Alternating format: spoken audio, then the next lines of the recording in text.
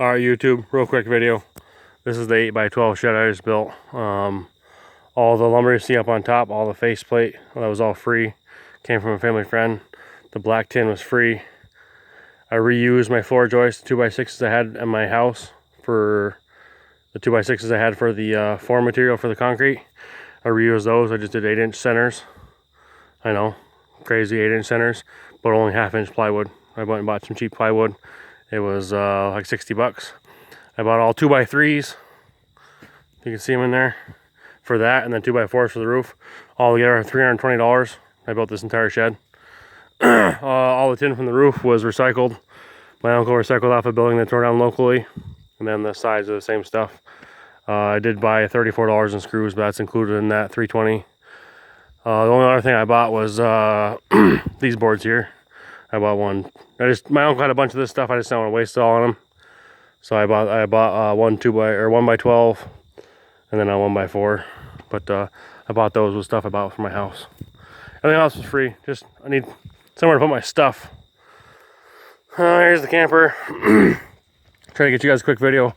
I promised it about a week ago. Oh, you guys see? Yeah. So last weekend we got her all framed up. Saturday, Sunday was kind of a rain day, but we all worked through it, and we got the walls up, got the chipboard on. So we're rocking and rolling. Got all my windows. I did decide to add 2 windows here and here. I had just planned on putting them on the ends for the boys' bedrooms, but just didn't really make sense. So she's coming along. Everything is just about perfectly square, and I mean, so close to level that it's almost unbelievable. Had a little bit of leftover stuff. Sorry guys, I talk real fast. Try to pump out these videos real quick when I have time. So, 2 doors are here. I can't remember if I showed you the doors, the windows. They're all here.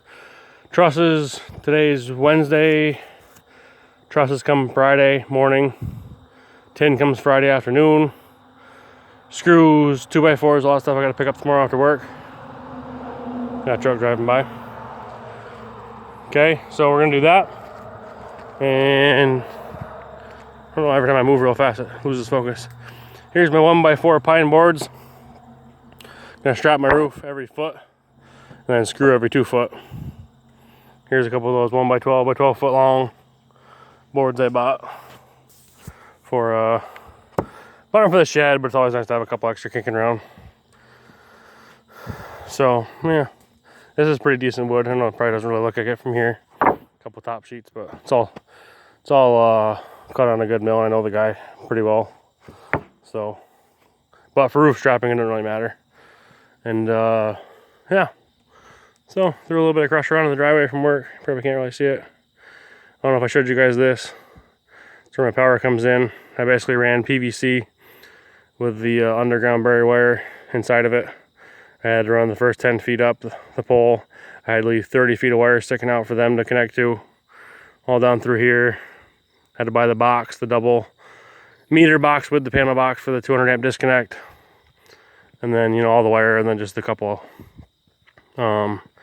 breakers. I got 3 breakers total. 2 outlets, and then the 200 amp. Then you got to use pressure treated 2x6, or sorry, 6x6. They don't really care what the backing is, but the cheapest way to buy it was 2x12. There's about one 2x12. So, yeah, but that right there is, you know, $1,000, $1,100, and that's not paying. I think you'd probably pay someone at least $150, $200 to come dig that trench. And of course, my uncle did it for just, I mean, he did it for free. I think I gave him diesel fuel for his tractor. But yeah, so I had a lot of friends show up to help me with this. Not a ton, but enough to where we definitely got by. And people with some experience, and then my stepdad and my dad, and then my uncle pretty much have been the ones who've been helping me all along. And we are rocking and rolling. So we get these trusses on here and get the tin on. Hopefully it'll be all done in a weekend. So we'll kind of see what happens. I'm not really a big fan of doing these videos. I'm not a builder, or not an expert. I'm not doing a step-by-step, you know, build. I don't know, I guess I'm just trying to motivate somebody to, it is possible. But going over the finances and stuff, you know, you don't think about really doing a driveway. You think about maybe buying a couple loads of gravel. It's, you know, a couple $100, you know, in your pocket. You don't really think about that. My driveway ended up being with diesel fuel and borrowing equipment, renting equipment, and buying loads of this and that and the other thing. It was, you know, $1,500. I planned to build the house. Didn't plan on doing the blocks. That was a little bit more expensive. You know, and I'm not a builder, so I don't know what everything takes. So I just try to over plan everything. But it's coming along. I mean, the big thing here is, you know, friends and family. That's the reason why we moved home. We didn't move to somewhere else. We had to have friends and family because we planned on doing this for a long time. But yeah, we're getting somewhere. Got a little shed to store my stuff for winter. The house will be dried in. If it's not livable, then you know what? At least it'll be there, and at least it'll be dried in. I can throw a wood stove in, or I can throw a propane heater in. At least I can work in there. So yeah. Sorry, I move around a lot when I'm talking. I'm not really watching the screen. But just something simple, like I borrowed that trailer. I didn't borrow that trailer and then have to hurry up and come home and unload it because I rented it from U-Haul. I borrowed it, and my uncle said, hey, I don't need it anytime soon. Why don't you just leave the lumber on there until you get done? You know, I have a truck now, but recently, you know, 6 months ago, I didn't have a truck. I didn't have a need for a truck because I was driving truck. So I was never home. I had to borrow a truck, had to pay someone for gas money, or whatever, you know, little stuff like that. But my dad would tow it for me, you know, it wasn't a big deal. Luckily, I was really, really, really fortunate, and the guy let me borrow his backhoe to do all this work, you know, and all the foundation work. That saved me, you know, thousands. And the big thing about that is when you rent a piece of equipment and you don't know what you're doing. I know how to run equipment a little bit, you know, or, you know, pretty decent, you know, but as far as doing a foundation, I really didn't, you know, 100% know what I was doing. So the time portion of it, I could have rented a piece of equipment. And if I was a home builder or a heavy equipment operator or a professional, I could have got done what I got done in 3 weeks or 4 weeks and maybe 2 or 3 days.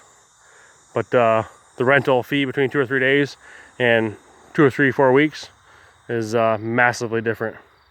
And I didn't pay for either. I just kind of helped them out, fix some stuff. So yeah, we're gonna work on getting that done.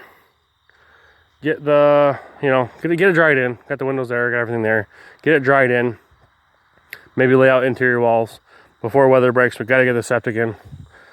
Septic's gonna be pretty simple. The main line comes out there, drop the tank in, dig a couple 125-foot runs. I'm gonna have 250 feet of leach field. I get the stone from work, so I'll get I think it's like almost like a 75% discount. I'll probably have to borrow or rent a piece of equipment for that. The main cost there is going to be the tank. So yeah, things are finally starting to come together. It is very, very slow. Way slower than what I thought it'd be. If you asked me last summer if I knew I was buying land cash, I knew I had X amount of cash in my pocket to spend, how far I thought I would be by September 1st, I probably would have told you the house was up and at least working on plumbing and whatnot, etc. But I forced my own hand on purpose. The very first thing I did was the well. Too many people I see build a nice house or build a decent house to live in and spend their money on, $15,000 on name brand cabinets and stuff, but they have a hand dug well or they don't have a good water source. And I just kind of wanted that for me and for the family. So it was a gamble. I still had a lot of money in the bank at the time, and I thought it made the most sense just to go ahead and do it then. So I went ahead and drilled the well. That was really, really the first big thing I did. I started on the foundation, the driveway and stuff like that, but once I got the driveway and I got the well driller in here. So yeah, but I'll catch you guys later. Thanks for watching.